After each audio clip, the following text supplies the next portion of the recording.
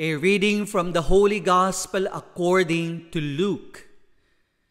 The two disciples recounted what had taken place on the way and how Jesus was made known to them in the breaking of the bread. While they were still speaking about this, he stood in their midst and said to them, "Peace be with you." But they were startled and terrified and thought that they were seeing a ghost. Then he said to them, "Why are you troubled? And why do questions arise in your hearts? Look at my hands and my feet, that it is I myself. Touch me and see, because a ghost does not have flesh and bones, as you can see I have." And as he said this, he showed them his hands and his feet. While they were still incredulous for joy and were amazed, he asked them, "Have you anything here to eat?" They gave him a piece of baked fish. He took it and ate it in front of them. He said to them, "These are my words that I spoke to you while I was still with you, that everything written about me in the law of Moses and in the prophets and Psalms must be fulfilled." Then he opened their minds to understand the scriptures. And he said to them, "Thus it is written, that the Christ would suffer and rise from the dead on the third day, and that repentance for the forgiveness of sins would be preached in his name to all the nations, beginning from Jerusalem. You are witnesses of these things." The Gospel of the Lord. Do you know where you are going to? Alam mo ba kung saan ka patutungo sa buhay? At kung sino ang iyong kalakbay sa buhay? A blessed Sunday po sa ating lahat, and welcome to our Sunday Gospel Reflection. And we are now on the third Sunday of the season of Easter. At alam niyo po, napakaganda ang ating ebanghelyo ngayong linggong ito. It is the end of the journey of the two disciples on their way to Emmaus. At napakaganda ang kwentong ito primarily because the story of these two disciples is also our own story. Their journey is also our own journey. Una po dyan sa lahat is, you see, ang dalawang alagad na ito, they were journeying. And the end of their journey is the recognition of this risen Lord. Ibig sabihin, ang kanilang paglalakbay ultimately ended in their recognition of this risen Lord. Kaya para sa atin, ang tanong is, do you know where you are going to? Alam mo ba kung saan ka patutungo sa buhay? Ang sagot is, we are always journeying towards God, towards being closer to God. Tayo ay naglalakbay patungo sa Diyos at hindi kung saan-saan man ito.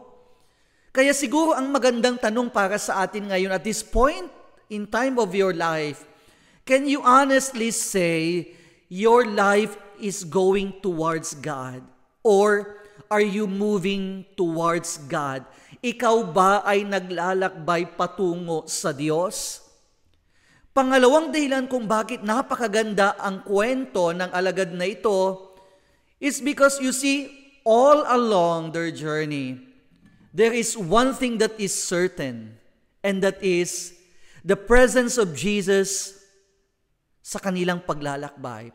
Well, hindi nila napansin, hindi nila nakilala si Jesus sa kanilang paglalakbay, but it was always an assurance that Jesus was with them along the way. At alam niyo po, napakagandang reminder ito sa ating lahat. Dahil you see, maraming beses din sa paglalakbay natin sa buhay, hindi natin makilala, hindi natin maramdaman, hindi natin mapansin ang presensya ng Diyos sa ating paglalakbay. And many times, people even feel that in their journey, Jesus seems absent, na hindi nakikipaglakbay si Jesus sa kanila. But now this story reminds us, no. There is never a point in our life, there is never a point in our journey na wala si Jesus. We may not see Him, we may not feel Him, but one thing is for sure, He journeys with us. Kalakbay natin lagi si Jesus. At ano ang implication nito sa pang-araw-araw nating buhay? You see, marami po tayong mga kapatid na ang feeling nila sa buhay, they have been abandoned. Na wala silang kasama sa kanilang paglalakbay. Ngayon, sana, katulad ni Jesus, maging kalakbay din po tayo para sa mga kapatid natin at maging kalakbay tayo para sa isa't isa so that no one will be left alone in any journey of life. Kumbaga, sigurado tayo na sa lahat ng yugto ng paglalakbay natin, meron tayong kalakbay, si Jesus at ang bawat isa. Hindi ba napakagandang pakiramdam na kahit napakabigat, napakahirap yung pinagdadaanan mo o yung paglalakbay mo, if you are assured that Jesus journeys with you at yung mga kapatid mo ay nakikipaglakbay sa iyo, it gives you courage. Kumbaga, nagiging mas matatag ka, mas magiging matibay ka sa iyong paglalakbay because you know you will never walk alone in this journey. Kaya nga, lalong-lalo na po ngayong panahon ng COVID, no? Marami sa ating mga kapatid, they feel they are on their own. They feel iniwan sila sa hirap ng pandemya na ito. Kaya nga ang hamon, sana maging Jesus tayo sa kanila.